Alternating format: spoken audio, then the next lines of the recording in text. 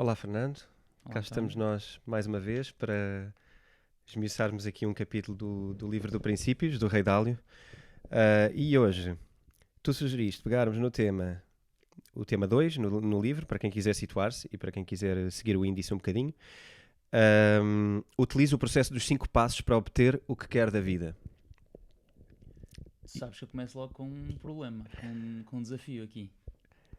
Eu não sei se é o mesmo, mas a mim incomoda-me a ideia logo do obter o que quer da vida. Parece quase uma dica de sucesso simples e fácil. Então, olha, Ah, acho que é idêntico. A tua questão tem que ver com o obter da vida, a mim tem que ver com a receita dos 5 passos. Quase como se fosse aqui uma fórmula mágica que sim. nós implementamos os 5 passos e depois, este é o meu desafio, o teu desafio é, e depois obtens tudo, obtens o tal sucesso. Sim. Então deixa-me, Parece aquelas revistas cor-de-rosa com os 7 passos para ser feliz ou algo muito simples. mas deixa-me ajudar o senhor. Deixa-me ajudar o senhor. Porque no fim, ele fala sobre isso. E no fim ele diz que tenha em mente que os 5 passos são iterativos. Quando completa um passo, terá adquirido informação que, muito provavelmente, o levará a modificar os outros passos. Portanto, não entendamos isto como um supra-sumo, os 5 passos, uma espécie de uma bíblia, uns mandamentos, que se nós de facto fizermos isto, vamos obter uma causa e efeito que é aquilo. Os 5 passos representam-se nesse gráfico na espiral e são momentos de quase de voltar abaixo para ganhar balanço, para voltar a subir mais alto, não é? Uma forma de nos potenciarmos e de ultrapassarmos os obstáculos. Os obstáculos serão quando a gente cai, não é? E quando a gente começa descendente, para refletir e voltar a lançar-se com mais, já com reflexões e já com aprendizagens, não é? Uhum. Os 5 passos são: o primeiro tem que ver com objetivos, o segundo tem a ver com problemas, o terceiro diagnóstico, o quarto tem a ver com projeto e o quinto é execução e é sempre iterativo, como tu referes. Vamos falar um bocadinho de cada um deles, se calhar, Uhum. depois dele descrever os cinco Sim, passos. Ele fala aqui de uma coisa que eu vou voltar a seguir, vou trazer a seguir, porque eu acho que é das coisas mais importantes de todo este capítulo. E também, se calhar, uma das coisas mais importantes do livro.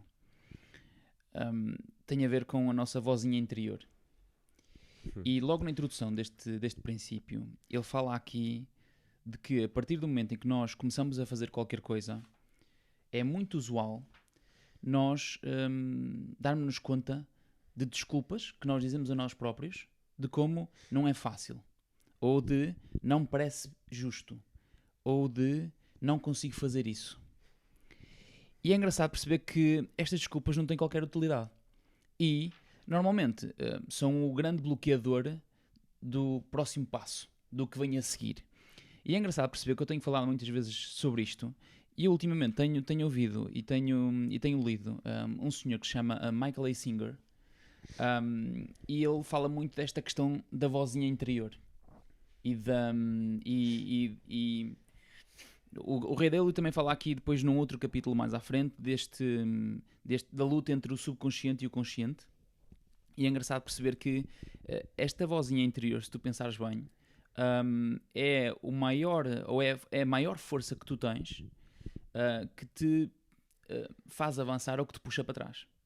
É muito mais usual ela te puxar para trás do que te fazer avançar.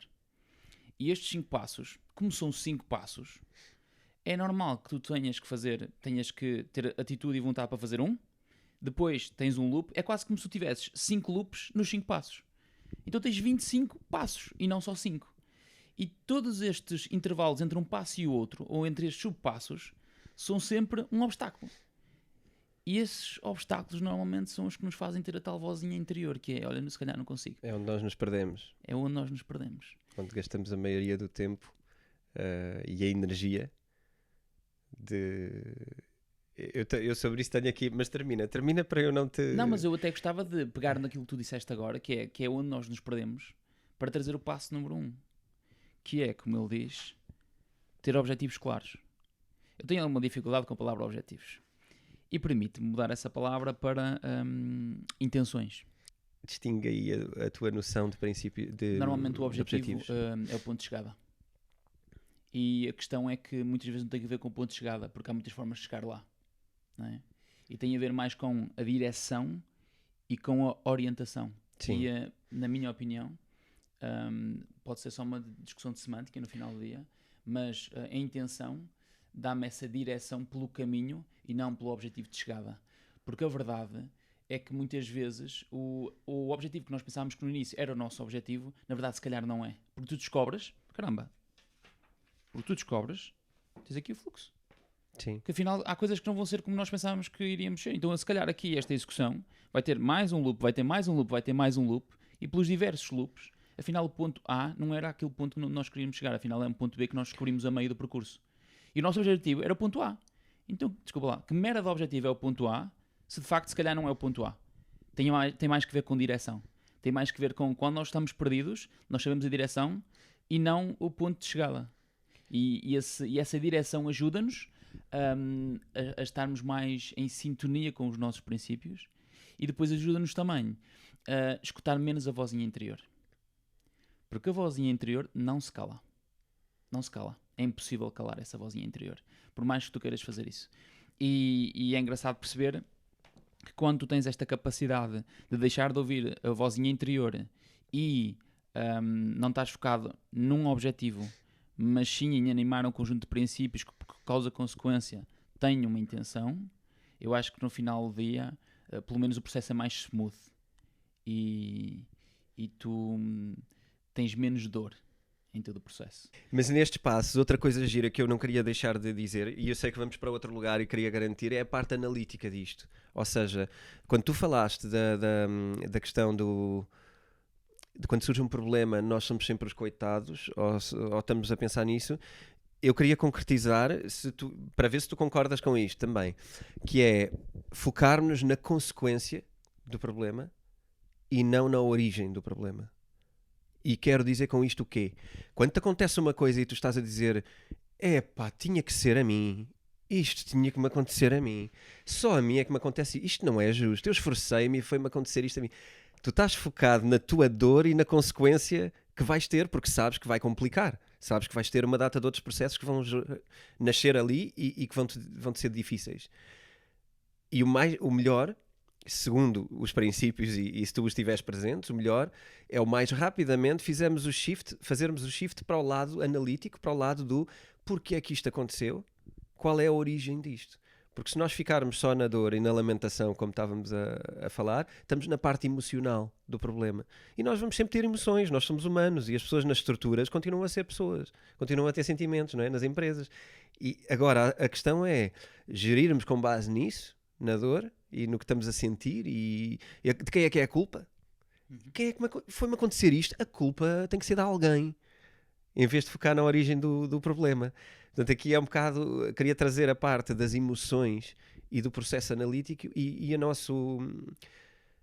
nossa responsabilidade ser fundamentalmente ligarmos o interruptor do nosso lado analítico e focarmos na origem dos problemas e na resolução para eles e não tanto no sofrimento dessa dor. Portanto, daí a palavra analítica. Acho que era importante trazer isto antes da gente começar aqui a pegar nos princípios em si e nos passos em si. Então, deixa-me trazer aqui uma coisa que tem a ver com palavras e que tem que ver e tentar perceber um bocadinho melhor isto. O primeiro passo é definir os objetivos, okay? E já falámos um bocadinho sobre isto.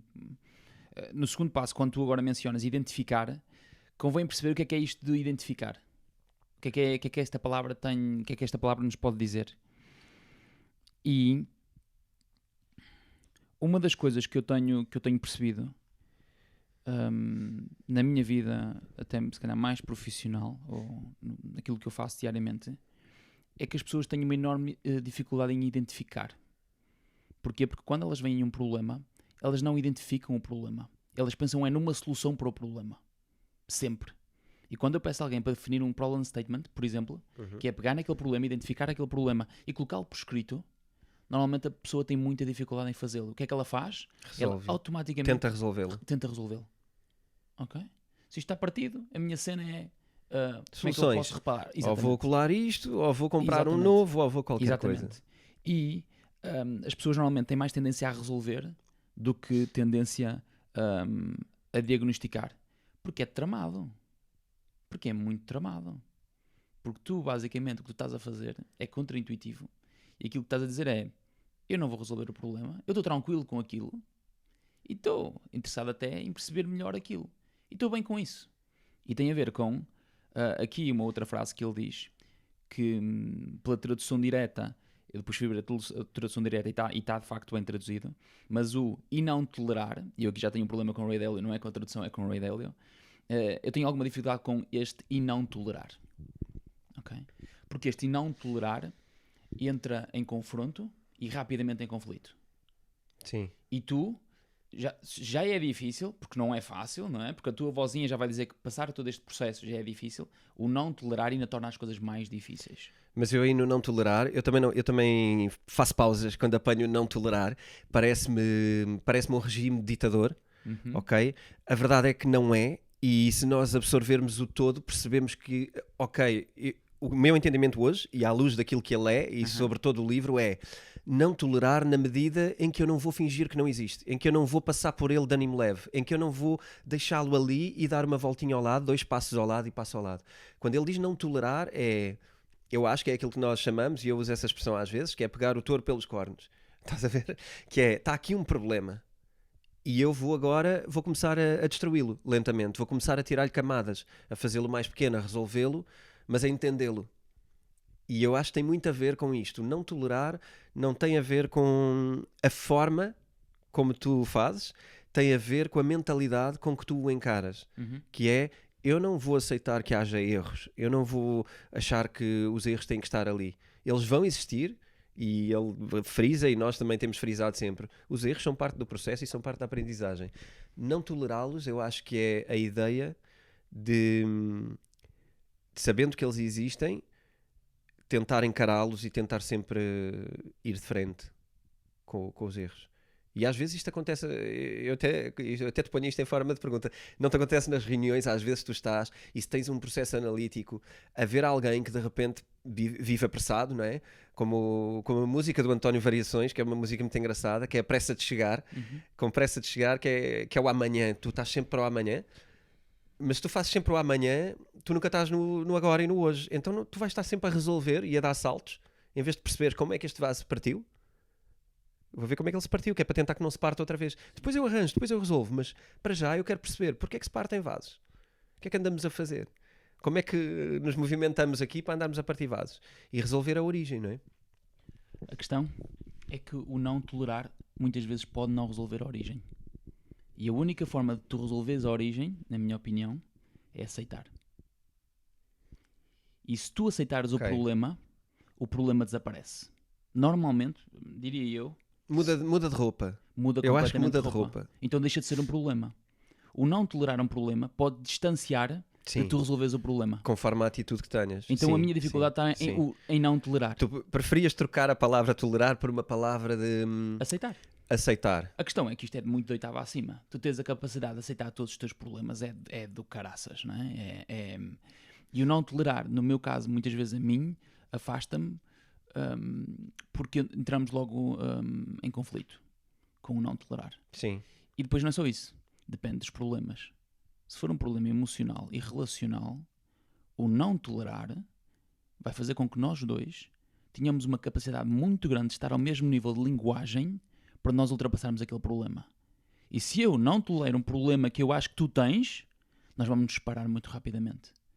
E em relação, é muito difícil o não tolerar. Porque é demasiado analítico. Sim. Porque é 0 ou 1. Queres ser assim? Queres. Não queres? Adeus. Sabes como é que eu interpreto um bocado diferente? Eu concordo com o que estás a dizer e acho que o processo, quando é esse, é mesmo esse. Eu acho que é mesmo isso. Mas eu prefiro pensar que a interpretação correta para isto é não tolerar que o meu defeito seja um problema para nós.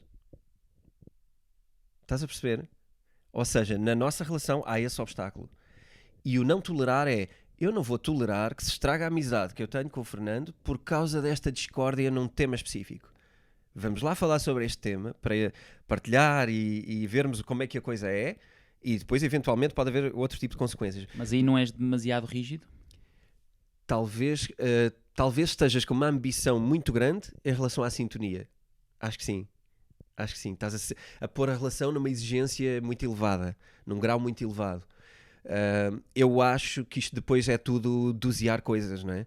Porque se nós depois só vemos assim, e já falámos sobre visão 360 e sobre coisas dessas, eu acho que isto depois tem que haver aqui um bom senso, que é uma coisa muito difícil de definir. O que é o bom senso? Mas eu acho que isto são linhas gerais muito interessantes para nós nos cozermos. Vais falar ainda de objetivos? Queria distinguir os objetivos de uma coisa e eu acho isto tão Então fundamental. vai. Objetivos de desejos são coisas diferentes. Muito diferentes. São coisas muito E diferentes. não fáceis de identificar. E foi aqui que eu assinalei, Fernando, intenções está mais perto de desejos ou de objetivos? E debati-me com isto quando estava a recapitular este ponto. Porque a fronteira entre desejos e objetivos é mais clara. A de desejos e intenções eu começo-me a afunilar. Sim. Então fiquei um bocado nesse dilema. Eu acho que é importante para as pessoas que estabelecem objetivos não os confundir com desejos. Eu acho que aí é mais atrás ainda. Que é o que é que tu queres animar? O que é que tu queres criar? E depois ter uma grande capacidade consciente de perceber se aquilo está ou não na tua direção. Exatamente. Naquele preciso momento. Se faz ou não sentido. Porque senão é só um químico qualquer que tu libertas do teu corpo para animar e para ser rapidamente... É aquilo que tu vês N vezes, que é pá, aquele fulano vive a vida conforme as paixões dele e está sempre... pode ser giro, pode ser divertido. Sim. Mas é menos consequente, vai tender sempre a ser menos consequente, porque tu facilmente desejos não são coerentes e não se combinam. Eu acho que os princípios são a manta que está por trás disto, são a teia que está por trás disto e que te faz perceber quais são os desejos ou as paixões que tu tens que estão ou não em linha com aquilo que tu queres de facto na tua direção. Então eu fazia aqui uma ponte de princípios, objetivos, desejos. Há aqui uma questão. Gostas disto? Não estou a ver da mesma forma que tu estás a ver em termos de mapa mental. Sim.